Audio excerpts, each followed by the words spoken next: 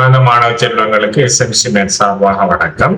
இன்று தரம்பத்து மாணவர்களுக்கு வினாத்தாள் 2 வினாவப்படும் வினா ஒன்றுக்கு விதம் முடியடிக்கலாம் என்பதனை கற்றுக்கொள்வோம். வினா 1, முக்கோணி ஏபிசியில் பக்கம் ஏபி சமன் x ஆக 5 சென்டிமீட்டர், பிசி சமன் 2x ஆக 1 சென்டிமீட்டர் ஆகும்.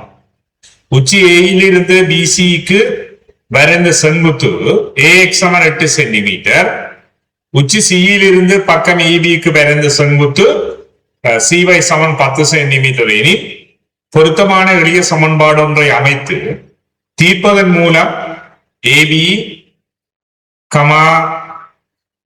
BC என்பனவற்றின் நீளங்களை தனித்தனியே காண்க என வினாவப்பட்டிருக்கு.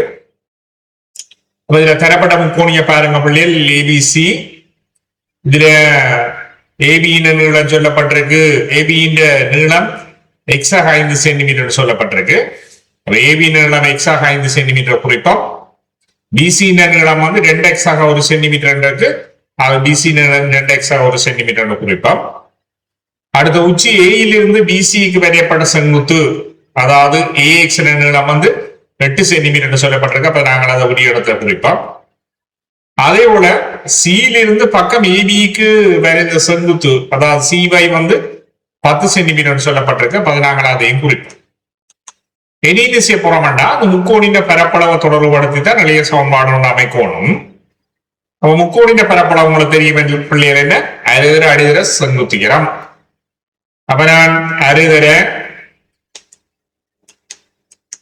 அடி 10x ஆக 1, அதாவது பிசி அடியா கொண்டு முக்கோணி ஏபிசி பரப்பு காண தொடர்பு எழுதுறேன்.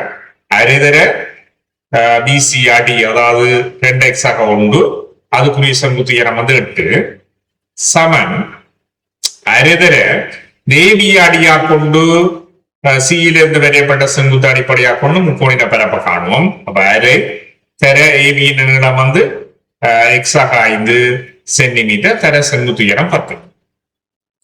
அப்ப இதுல முக்கோணின் பரப்பு வந்து மாறாது.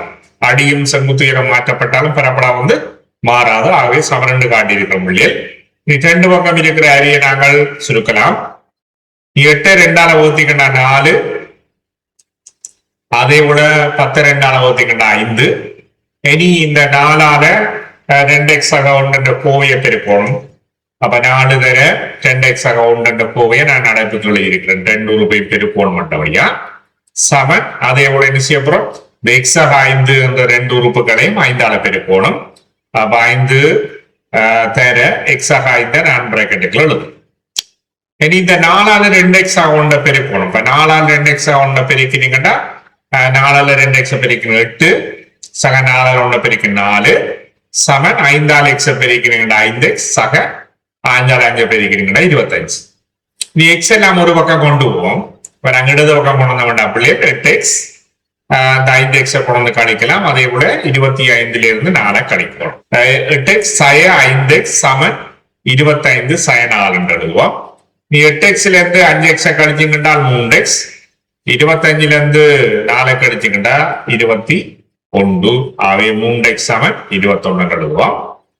இனி என்ன செய்ய போறோம் என்றால், இந்த 3ஆல 2 பக்கம் வகுத்தோம்னு சொன்னால் x சமன் 7 சென்டிமீட்டராக இருக்கு. x நீளம் தான் கண்டிருக்கிறோம். நாங்கள் ஏபி பிசி நீளங்களை காணோம். ஏபி நீளம் சொல்லப்பட்டிருக்க பாருங்க பிள்ளைகள், x ஆக 5 சென்டிமீட்டர். அப்ப ஏபி நீளம் x ஆக 5 நான் எழுதுகிறேன். எக்ஸுக்குரிய பெருமானம் கண்டிருக்கிறோம் 7. அவ எக்ஸுக்கு பதிலாக 7, அதோட 5 கூட்டி நம்மளோட ஏபி நீளம் பெற போது. அப்ப 7 5 என்னவா இருக்க போது 12 சென்டிமீட்டராக இருக்கு. ஏபி நீளம் வந்து 12 நான் குறிப்பிட்டிருக்கிறேன். நீங்க சென்டிமீட்டரும் எழுதணும். சரிதான வழியா? ரைட். அடுத்த பிசிய பார்ப்போம்.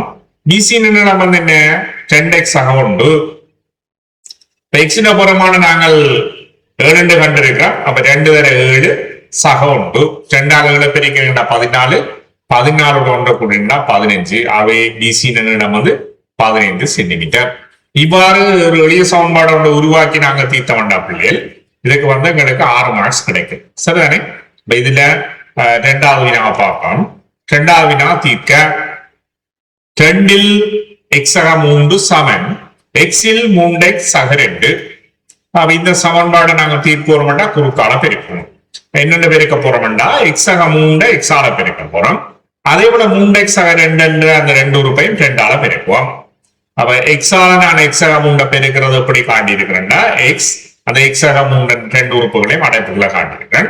அதே போல 3x-ஆக 2 2ஆல பெருப்போம்னா நான் 3x-ஆக 2 அடைப்புகளை காட்டியிருக்கேன், 2 வெளியில் எழுதியிருக்கேன். நீ எக்ஸால எக்ஸ் பெருக்கிறீங்கன்னா அவளில் எக்ஸ் வெக்கம் சாக்க எக்ஸால 3 பெருக்கிறீங்கன்னா 3x. அவ்வாறே 2ஆல 3x பெருக்கிறீங்கன்னா 6x, சக 2ஆல 2 பெருக்கிறீங்கன்னா 4. இனி x வெக்கம் சக 3x சமன் 6x சக 4 எடுத்திருக்கிறோம். இனி உறுப்புகள் எல்லாம் ஒரு பக்கம் கொண்டு போனோம் என்றால் x வெக்கம் சக 3x சமன்பாட்டின் இடது பக்கம் வந்து 6x கொண்டு வந்தீங்கன்னா சய 6x சய 4 எல்லா உறுப்பையும் கொண்டு வந்துட்டோம்னு சொன்னா வலது பக்கம் 0 காட்டுவோம். 3x இருந்து 6x கழித்தீங்கன்னா சய 3x சய 4 வரப்போகுது. x வெக்கம் சய 3x சய 4 சமன் 0 என்று எழுதும். இப்ப நாங்கள் என்ன செய்ய போறோம்னா 23 ரூபாய்க்கு காரணியை காணக்கூடிய மாதிரி இருக்கு. அப்ப நாங்கள் 3 ரூபாய் 4 ரூபாய் மாத்தி எழுதும். என்ன செய்ய போறோம்? x வெக்கம் சய 4x சக x சய 4 சமன் 0 என்று எழுதும். இனி x வெக்கம் சய 4x நான் என்ன செய்யலாம்னா x பொது எடுக்கலாம். அப்ப x பொது எடுத்தேன்னு சொன்னால் x-ஆல x வெக்கத்தை வகுத்தீங்கன்னா x 4x x-ஆல வகுத்தீங்கன்னா 4 அவை x பொது எடுத்தீங்கன்னா அடைப்புக்குள்ள x 4 வரப்போகுது. அடுத்த 2 உறுப்புகளை என்ன செய்ய போறோம்னா சக உண்ட பொது எடுப்போம். அப்ப x 4 கோவையை நான் உண்டால வகுத்தவன என்ன வரப்போகுதுன்னா பிள்ளைகள் x 4 தான் வரப்போகுது சமன் 0. இனி உறுப்ப பொது எடுத்த மாதிரி இனி இது பாருங்க x 4 கோவையை இனி பொது எடுப்போம்.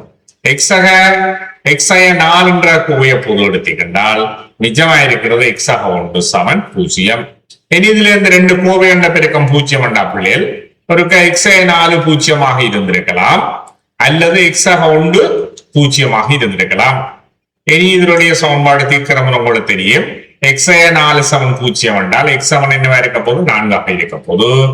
x 1 சமன் 0 என்றால் x என்னவா இருக்க போது மறை 1 இருக்கும். ஆகவே இந்த சமன்பாட்டின் தீர்வு 4 மறை 1 இருக்கும். இவ்வாறு ஒரு சமன்பாடு தீர்க்கிற சந்தர்ப்பத்தில் பிள்ளைகள் 4 புள்ளிகள் பெறக்கூடிய வேறு இருக்கும். எனவே இந்த வினாவின் 2 பகுதிகளுக்கும் விடுதலை கேட்க நாங்கள் முழுமையாக 10 புள்ளிகளை பெறக்கூடியதாக இருக்கும். 2ஆம் தவணை பரீட்சைக்கு தோற்றும் தரம் பெற்ற மாணவர்கள் இவ்வாறான வினாக்களை செய்வதன் ஊடாக சிறந்த பெறுவர்களை பெற்றுக்கொள்ளக்கூடியதாக இருக்கும். மற்றும் ஒரு வீடியோவில் சந்திக்கும் வரை உங்களிடமிருந்து வணக்கம் கூறி விடைபெற்று செல்லும் உங்கள் ஆசிரியர் கே. செல்வா. நன்றி, வணக்கம்.